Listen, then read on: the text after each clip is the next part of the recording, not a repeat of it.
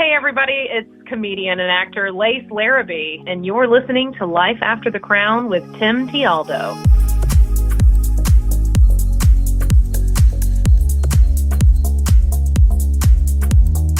Hey everybody, welcome to the Life After the Crown podcast, where each episode I bring you interviews with former pageant contestants, title holders, and women of influence who are now succeeding across many different industries in the real world. My name is Tim Tialdo, TV and pageant host, entrepreneur, author, and somebody who just wants to help you become better. Now, if you're wondering what life looks like after pageants, the advice, the stories, and the interviews that you hear on this podcast will not only inspire you, but help make your transition from pageants to professional life a bit easier to handle. So if this is your first time listening, thanks for tuning in. We're glad you're with us. Let's get started. It's because my mom had a plan. She could see the future. She was like, listen here, David. One day we're going to have a daughter named Lace, and she's going to find herself broke and childless in her early 30s as a has-been beauty queen bartender, pursuing her big dream of being a stand-up comedian and in living rooms and barbecue restaurants all over the country in front of tens of people at a time.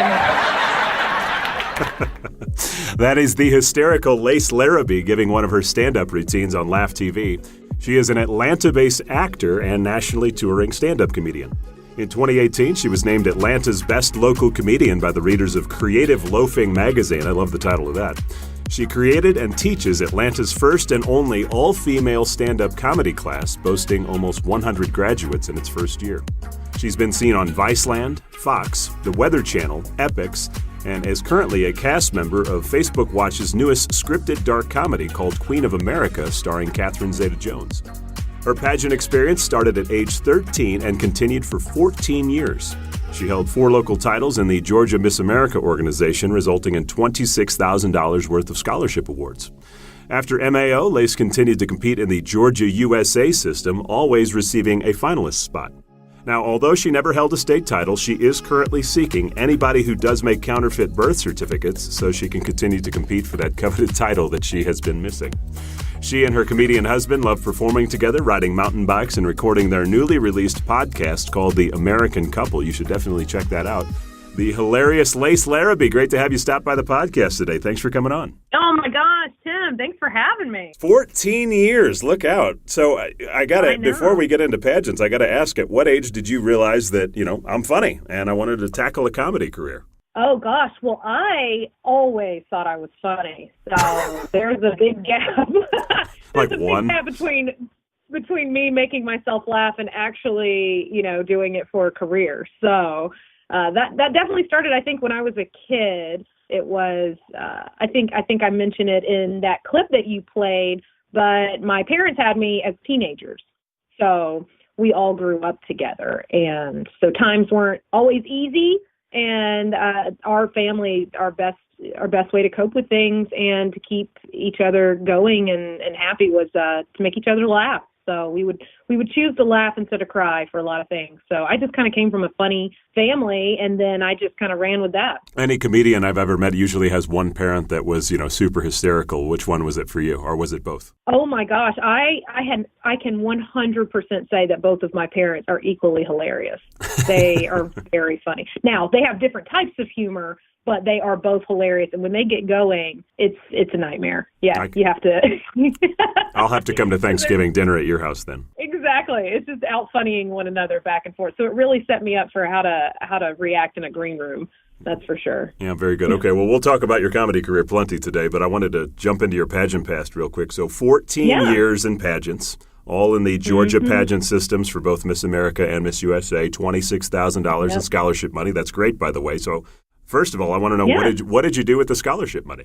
So I paid for parts of my college. I didn't finish paying for college through pageants, unfortunately. Wish I could have, but a good chunk of my tuition. Yeah. So I ended up getting a degree in communication from Kennesaw State University, and that was it. And it just kind of helped me with that. So when you jumped into a major of communications, did you think, stand-up comedy is going to be that communication, or was there something else on your path that you kind of had envisioned at that time? when I was a kid, I got into acting around like age of 9 and got an agent and all that. We were up in the Atlanta area, so it was way easier back then. If you're a cute kid and you've got big teeth and a big mouth, like you were, an agent wanted you immediately, right? So, and I had a big personality, so that worked out. But then my mom got transferred. She worked for State Farm. She still does, but then she became a State Farm agent.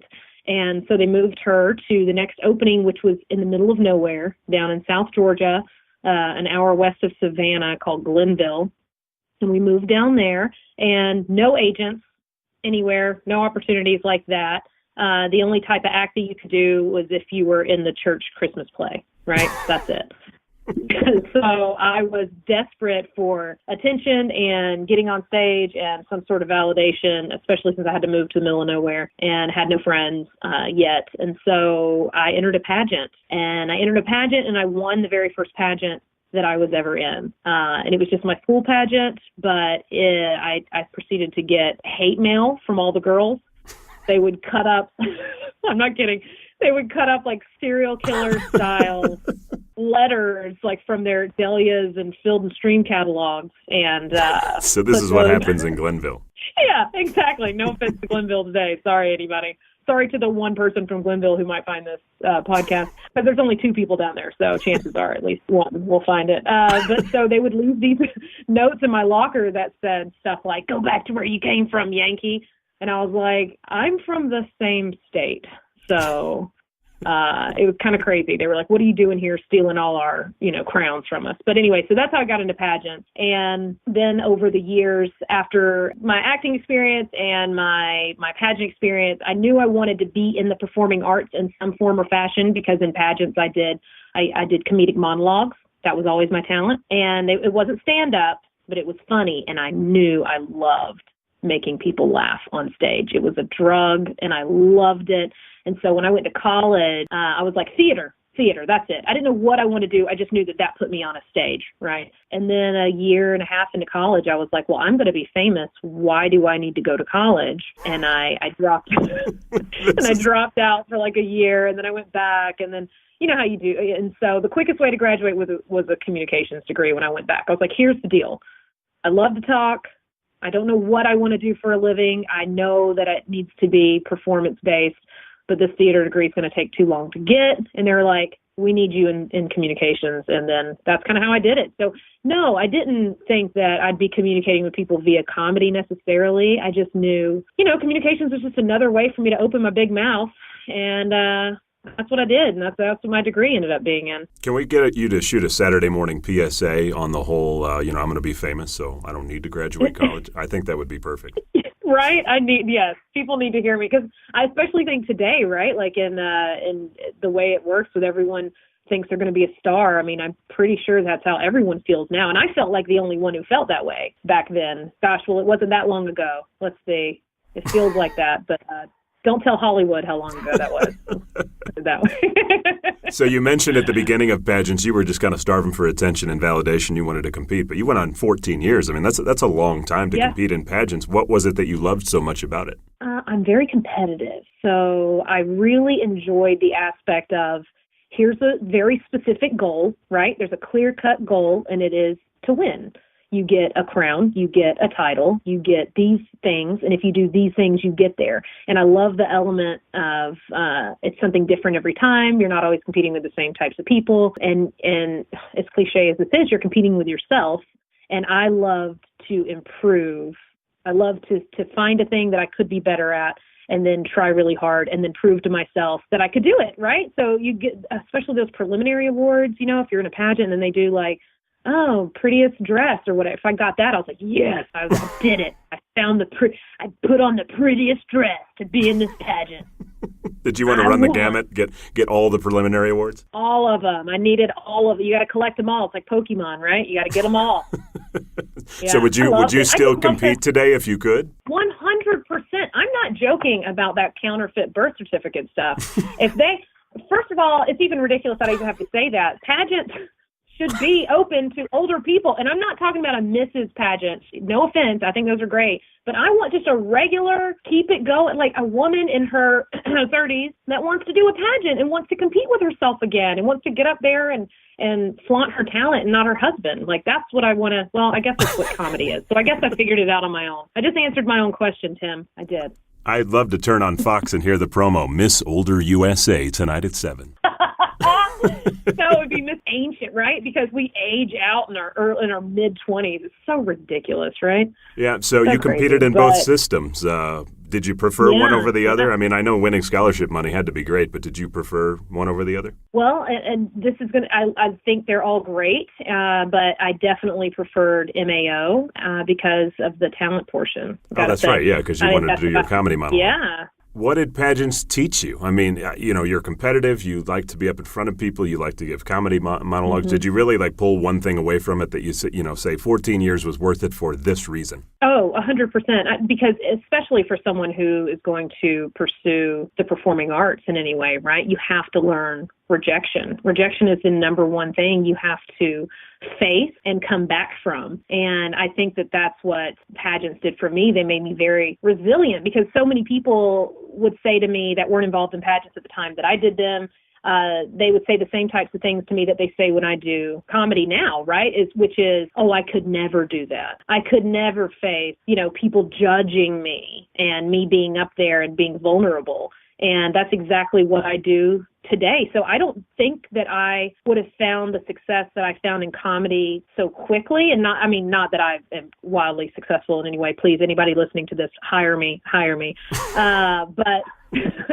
But I did get better faster when I started stand-up, because I didn't start until I was 28. So it's kind of late in the game for stand-up. But I don't think I would have started getting booked on paid gigs so quickly if I wouldn't have had such a grasp of being vulnerable on stage, handling it when I didn't do as well as I thought that I was going to do, and coming back for more, So that's definitely what pageants taught me. Yeah, so let's juxtapose, $10 word of the day, by the way. Being a pageant contestant or competitor versus being a comedian. Now, one of the big things that a lot of girls say, I compete in a pageant because I just wanted to get better confidence. I wanted to get up in front of people like in a swimsuit, for instance, and just stand in front of a crowd. That's pretty tough. Compare that to... I didn't need better confidence. I think I had too much. You were one of those. You were like, bring it.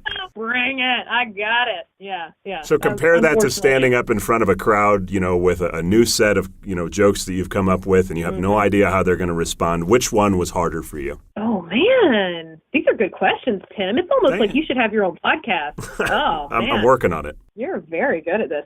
So let's see. And they're also at different times in my life, too. So I think that is because my theory is every decade, right? You learn all new things about yourself. So I guess when I was doing pageants in my teens, that was hard. It was hard. Now I joke that I'm like super confident and all that, and I was, and I'm a ham and all that. But still, as a teenage girl, you still have the normal insecurities, right? You still think I'm not pretty enough, I'm not smart enough, I'm not skinny enough, I'm not. No matter how many crowns or sashes you have or anything, right? Nothing can fill that hole that hormones cause in a teenage girl's mind. So, yeah, it was hard. It was definitely hard to get up there and lose. I can put on a brave face and act like it was easy every time, but it's not. And then I guess as an adult woman who's been through a lot and getting up on stage and sharing your thoughts, you those teenage insecurities are gone, but there's a whole new realm of insecurities, right? Because you know that you've got people older than you in the crowd who could be looking at you and thinking, who does she think she is complaining about her life? She hasn't even been through anything yet. She's still 30, and I'm 50 and I've really been through hell and she hasn't. So who does she think she is?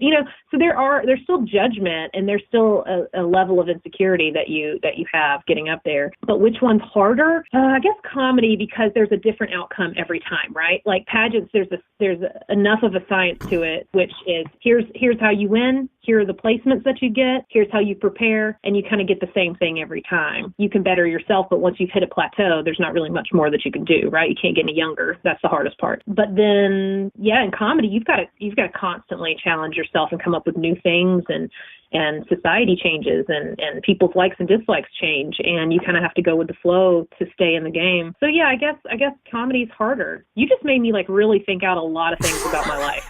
You've changed completely in the last 5 minutes. Holy moly. I would think the other big thing that's a difference is, obviously in comedy, there's a lot of alcohol involved in the crowd. I mean, I don't do a pageant and I have a rip-roaring drunk audience yelling at me.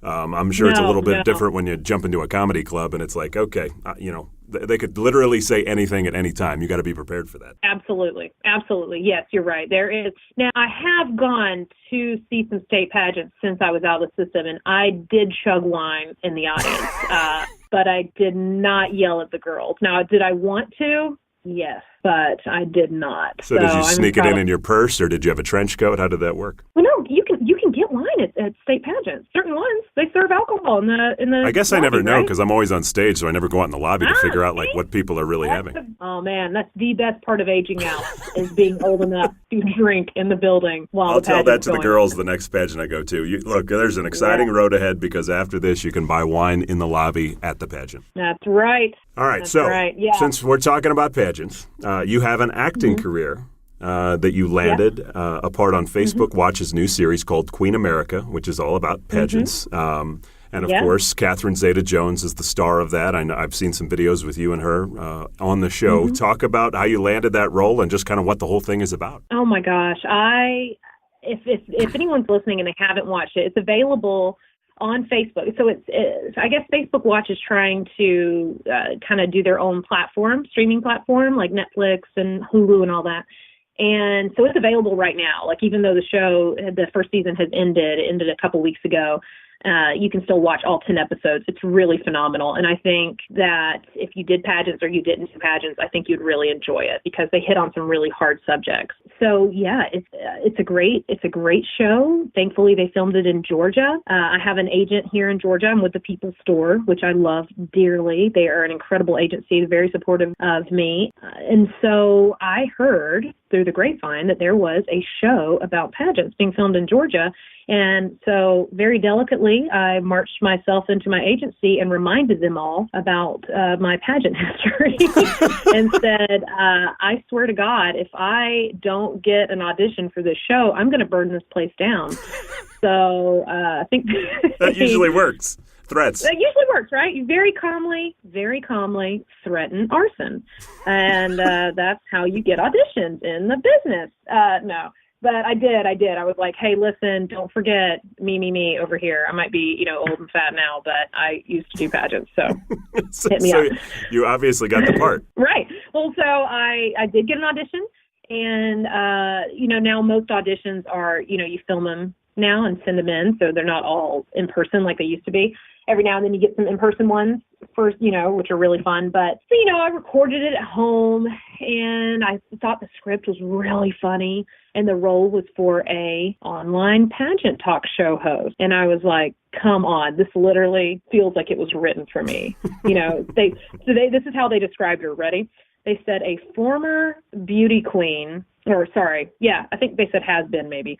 So something like a has-been beauty queen who now that she's out of the system is still obsessed with the system and now has her own talk show in her house that no one asked her to host. So that's you. I was like, this is so me. Even though I'm not as obsessed, I'm not super obsessed with pageants, but I do know a lot more than the average person about them. So I was like, oh, I can play this up very well. And I had a blast filming it. And when I sent it in, I was like, damn, that was pretty good. Like, rarely do you do something audition-wise that you feel good about, because auditions are generally really weird. And you're getting them completely out of context, right? So whatever you're reading for the camera is like, you don't know what happened in the scenes before and after. But this one was very clear to me. And, and so I felt good. And I was like, if I don't get a call back for this, right? Like, oh, man. Burn the place down. And I'm going to burn the place down. Well, exactly. And then I did, and I got that call back and went in, had a blast. And the part was actually down to me and Beth Keener, who's been on your podcast. Yeah, of course. Good friend. Yeah, who's also my very, very best friend. And, you both are very funny, by the way. She is so insanely funny. And I really was like, oh no, if it's down between the two of us, this is literally a toss-up, because she's hilarious and talented and has way more credits for doing hosting type work, than I do. And I don't know what that last little thing that got me over the edge, but they picked me, and she was so happy for me. And I felt, I was like, if you get this, totally, I'm going to be nothing but happy. I will have to burn your house down too, but, I'll wait for you to be out of it when I do. But yeah. And so, yeah, it was, I don't know how I edged out and got it, but I'm so thankful for that. And I had an amazing time on set, and we filmed over the summer this past year, and it was incredible. What's it like working with Catherine Zeta Jones? That's what I was going to say. She's literally an Oscar winner. I've seen Chicago a million times. I love Catherine Zeta Jones, and I stood there with her. I talked to her in her face, in her beautiful, perfect face. Oh my gosh. I mean, she was nothing. She was a consummate professional. Let's put it that way. That woman knows what she's doing, and does it very well. So it was pretty cool to be in her presence and to watch her work. And not just her. There were so many other actors who I'm sure will be huge, huge, huge names one day that were also on that show, and truly enjoyed working around all of them. And it's a mostly female crew, mostly female producers, creator, director. So that was really awesome. That was a really cool, special experience. Very empowering to be around mostly women creators. Truly enjoyed it. So is acting something that you want to kind of continue to try and do, or was it just because that part was like custom fit for you that you went for it? Oh, no, I still do. I started acting as a kid and took all those years off, with pageants and all that, and got back into it as an adult, and I love it. I mean, I still go out for auditions at least, 3 times a week. At least, and book little things here and there. But yeah, I love it. I do. Now, I always say that is my secondary goal, though, since comedy kind of takes up most of my time and brain power. But and in a lot of auditions I have to turn down just because the film date, fall on days that I'm touring, or I already have shows, that I'm committed to or contracted to that I can't get out of. So, it's tough to try to balance them, but they definitely go hand in hand, and one skill helps the other one for sure. So let's talk about what life is like as a comedian. Now, I knew one very prominent comedian, somebody that you may remember. I mean, we're going back to the 80s here, Yakov Smirnoff. He was a good friend of mine. Oh, yeah. Really? Yeah. Oh, my God. Well, I was a news anchor in Springfield. He was down in Branson, and we got to go know each other through some events we met at, and we just became very good friends. But it always sounded to me, from him, like one of those career paths that obviously it's a ton of fun. But the jobs were never guaranteed. You traveled a ton for little money in the beginning, and that is until and if you hit your big break, and then it can obviously go gangbusters like it did for him from there. You just hit the nail on the head. I mean, you literally described the comedy business to a T, which I think it's the same. I mean, I always try to put it when people, are trying to find out how does the comedy business work? Like, how do you get gigs? Well, the way that I explain it to the average person who's not in the business is think of it like musicians. It works the exact same way, right? You do a bunch of gigs. You do as many as often as you can in as many places as you can. You take gigs that you might not necessarily want to do, but you need to do for either exposure or money or to practice. And then, if you just stick with it and you keep doing it, you hope to be in the right place at the right time.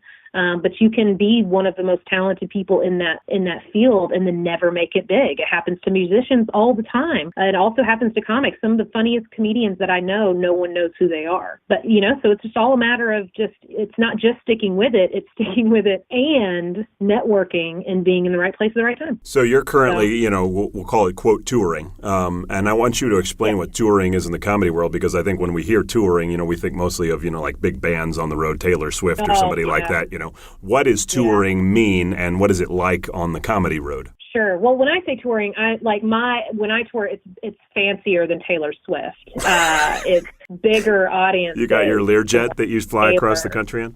Yeah. See, my jet flies higher than Taylor's. That's how. We can go. Hers can't go that high. It doesn't have that kind of technology. So mine goes way high and faster. So much faster than hers, and way more people know who I am than Taylor Swift, right? Taylor who is what I say usually. So when I say touring, that just means that I go to other cities and do some shows sometimes.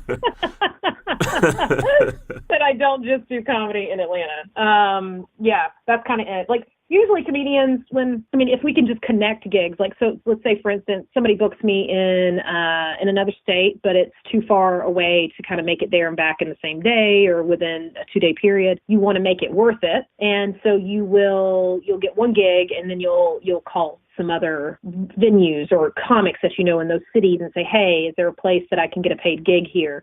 Where can I set it up? I mean, you're doing all your own work. You're your manager until you're famous, essentially.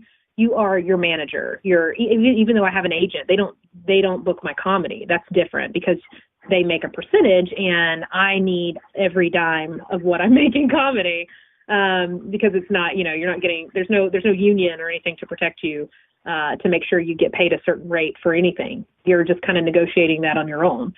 And so you kind of have to do all your own stuff. So if I get a gig, I call around and try to get other gigs. Or if the comic sees that I'm coming through, they'll go, ooh, will you come do my show as well while you're here? And then you just kind of connect them to make sure that, the trip is worthwhile and the gas and the hotels and all that stuff is paid for on the way. So sometimes you come back with money. Sometimes you're just breaking even. So really good, really well-paying gigs are not the standard. Those are what you just kind of work around. You hope to get those, but then you have to take a bunch of smaller gigs around those usually. Well, tell me about how you get a gig in comedy, because I'm taking it, let's just say, from the TV hosting business. I'm either going to have an agent get me a job, I'm going to do an audition, I'm going to send in a demo reel, or somebody will have seen me doing something else and give me a call. How does it work for you when you call people and say, hey, I'd love to do a gig? What are they asking for from you to be able to say you're credible or not? So I guess it's similar. You have, and that's different too, because in comedy, there's a network, right? So there's comedians in most major cities. Well, there's comedians in every major city for sure. And then there's going to be comedians in a lot of a little bit smaller cities. And over time, you get to know each other, right? So if you do a comedy festival together, you meet people and you're like, oh, you live in Illinois. Cool. You live in Michigan. Oh, you live here, blah, blah, blah. You make friends. You friend each other online. You go back to your homes. And then when you know you're going to come through that area, or vice versa, they're going to come through your area, you connect with those people that you might have met once 3 years ago for 5 minutes. And you say, hey, I heard you run a show in that town. Remember how I'm funny, kind of? And they go, yeah, for sure. Heard you're doing well. I heard you got booked on such and such and such and such, and you've got this credit now and that. And then you say, yeah.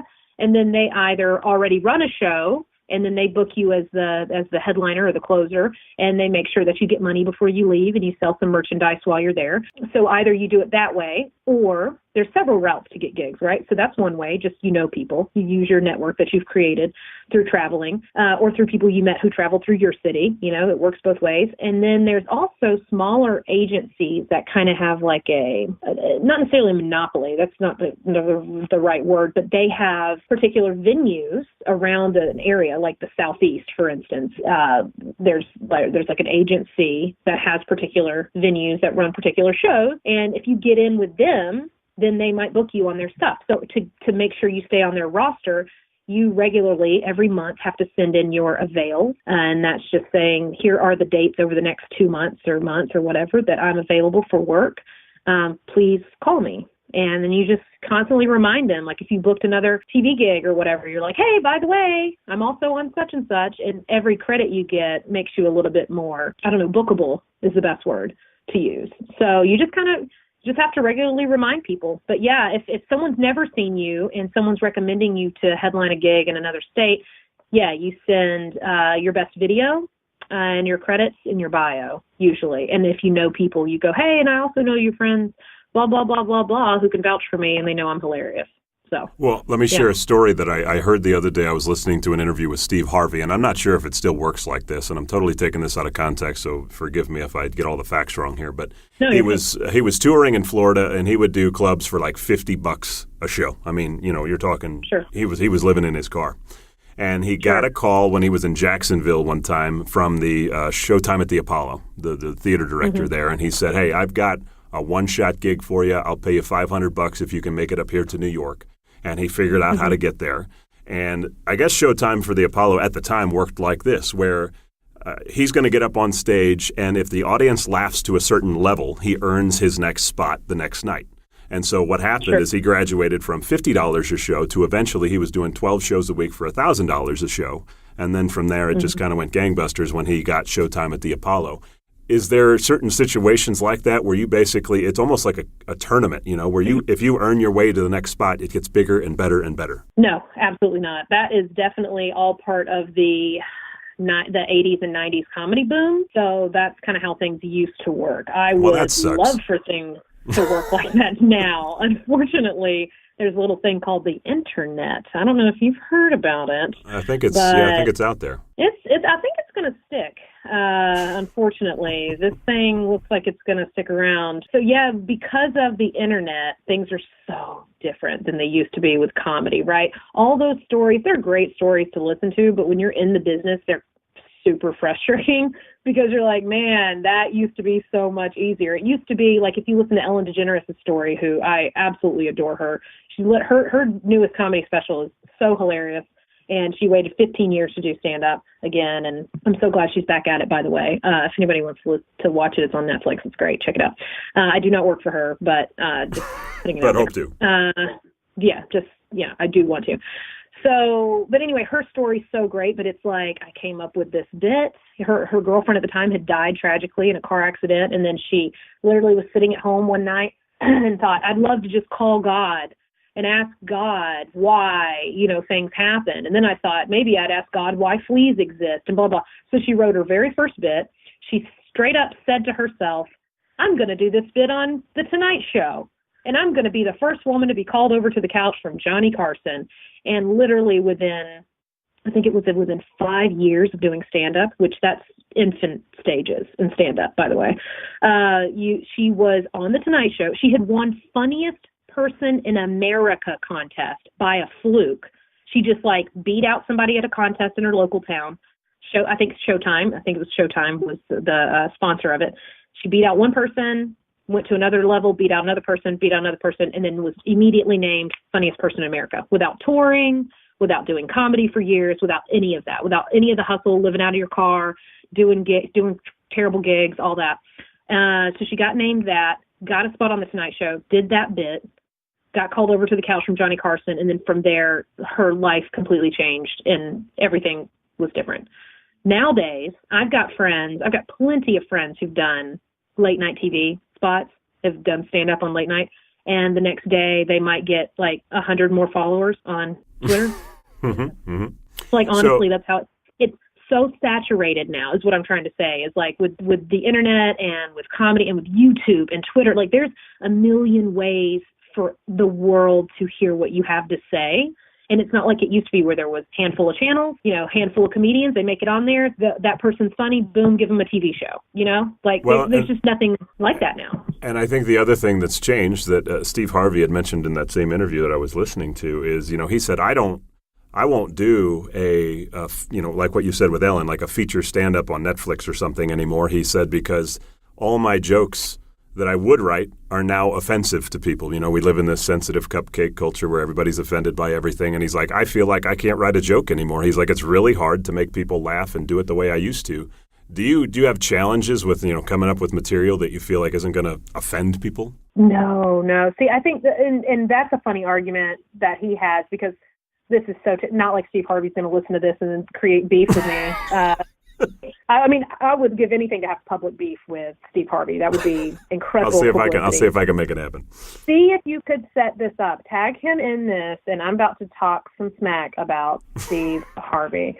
So no, but to me, from an artist perspective, which I very loosely call comedians artists, we just make drunk people laugh, right?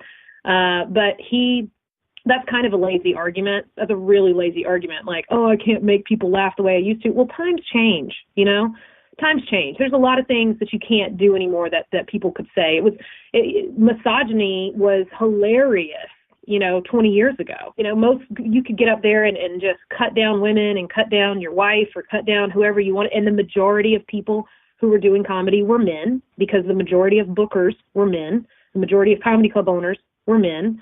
So men hiring men, doing jokes for men was the thing. Well, then more women get involved, more women come to comedy shows, more women start to book other people, more women get in the business, and then somehow misogyny is not that funny anymore, because now, you've got to perform for everybody. So times change, things change, and all it is just another challenge. And if you call yourself an artist and you want to be funny, then figure out another way to make people laugh. If you can't get them with an easy, old school joke, then write a better joke that's more timely, that can make smart people laugh. No, that's good. I appreciate the argument. I'll send it to him right now, so we'll see if we can get... I'll call Dana White at the UFC, too, and see if we can set something up there. Thank you. Celebrity boxing match. Me and Steve Harvey. Let's do it. So what advice would you have for somebody that wants to get into comedy as a female, maybe as a former pageant contestant? What advice do you have for them? So it's funny you mentioned that I teach Atlanta's first and only all-female stand-up comedy class, which that was never my intention. Never one of my goals was to be any sort of teacher or anything. But I had a couple women ask me for some help writing some jokes around town. And I did. And they said, one particularly encouraged me and said, you really have a knack for this. You're good at, listening and hearing my material and not making it yours, but just kind of helping me punch up what I have. And I was like, oh man, thank you. What a great compliment. And she's like, you should do this. And I was like, okay, fine. I'll host one class. I'll do one 6-week course because the only courses in Atlanta were taught by men. And we're mostly men signing up for them. And I was like, you know what? Let me just try this. And it doesn't, any form of income is great, right? When you're a struggling artist. So I thought, okay, I could probably make a little bit of money, help some women, lift up some voices, encourage people to challenge themselves. And that'll be it. I'll do one. Did one. And then next thing you know, I had a waiting list. I'm not kidding, of like 30 people who wanted to take another one, who wanted to take another one, who wanted to take another. And it never stopped. And now I am teaching my 8th class, and I'll have 119 graduates in a couple weeks from starting in like November 2017. So it's kind of crazy. Apparently, I tapped into a vein. So I've been helping women actually start comedy for the past year. But yeah, sorry, you had a follow-up question. What was that? No, do you see that growing then? I mean, if it sounds like you tapped into a vein, are you going to run with it? Well, that's the thing. So I think it is, and for anyone listening that has been in any sort of position like that where you train people in your craft, I'm going to be completely honest here. It is draining. It is very draining. It takes a lot out of you. It's kind of draining on my creativity. So what I've decided is I might just start, because this thing's not stopping. Like, this is a train and it is not stopped. There's no conductor anymore.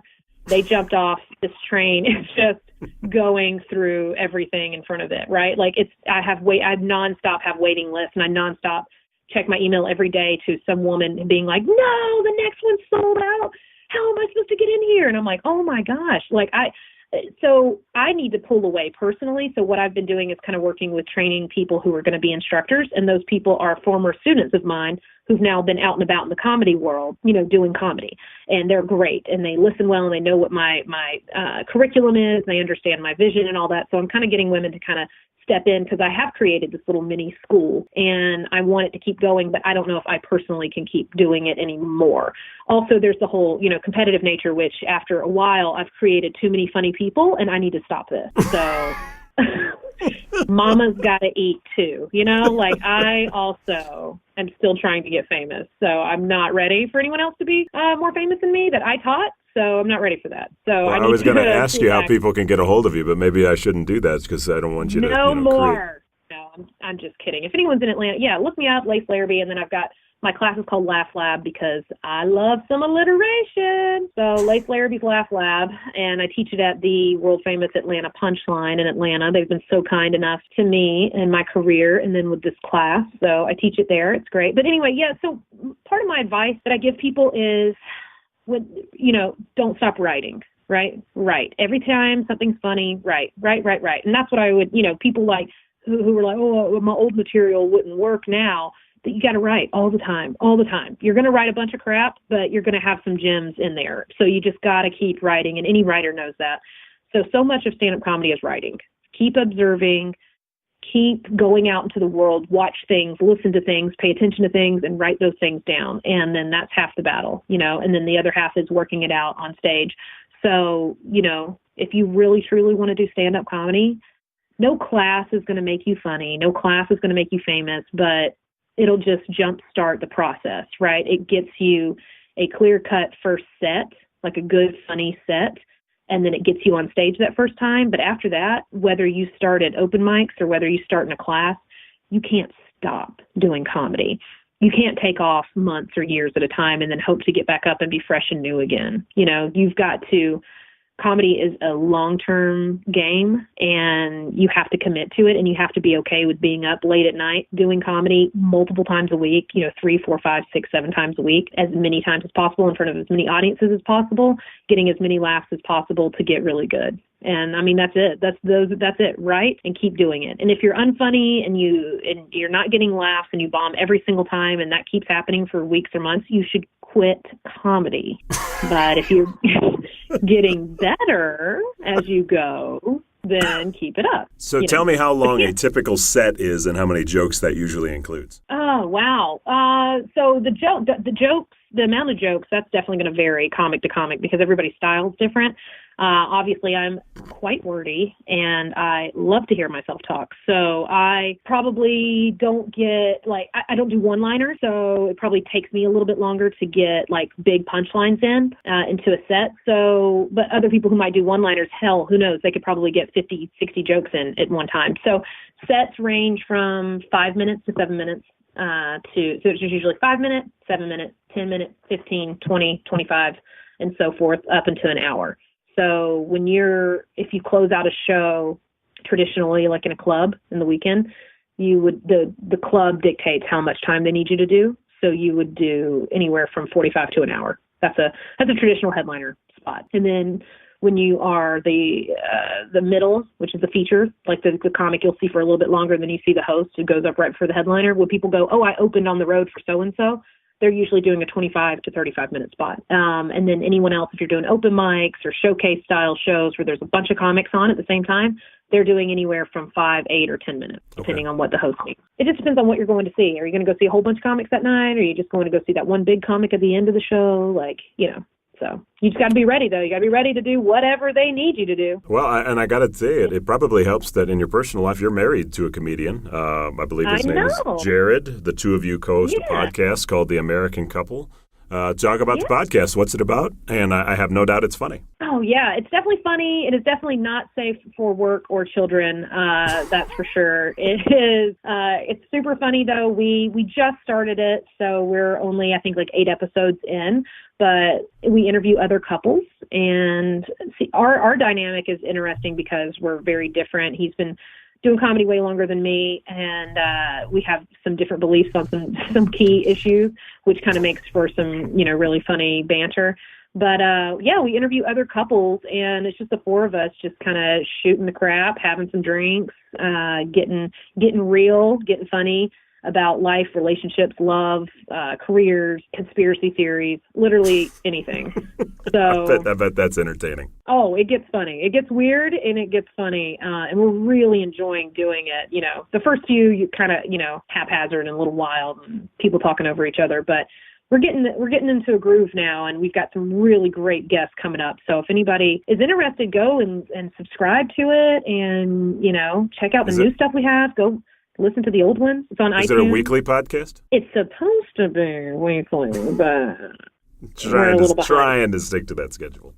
Trying to be weekly. It will be weekly eventually, but right now it's kind of, getting our schedules to work, because that's tough too, because we do it all in person. So we've got to get us two and the other couple and our producer all in the same room at the same time.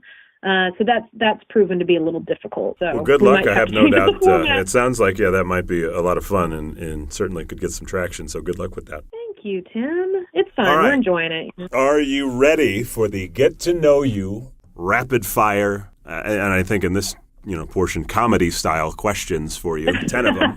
You go as fast as you can. We'll knock it out. Are you ready to go? I am always ready, Tim. All right. Here we go. Number 1. What's your favorite word to say in Spanish? Ooh, buta escolar. Which means? Cuba. Very good, very good. That's it. Number 2, who has it easier, men or women? Who has it easier? Men. Yep. Men. Oh, why is that? Oh, come on. Y'all can pee anywhere at any time. This is true. And that is so unfair. Yeah.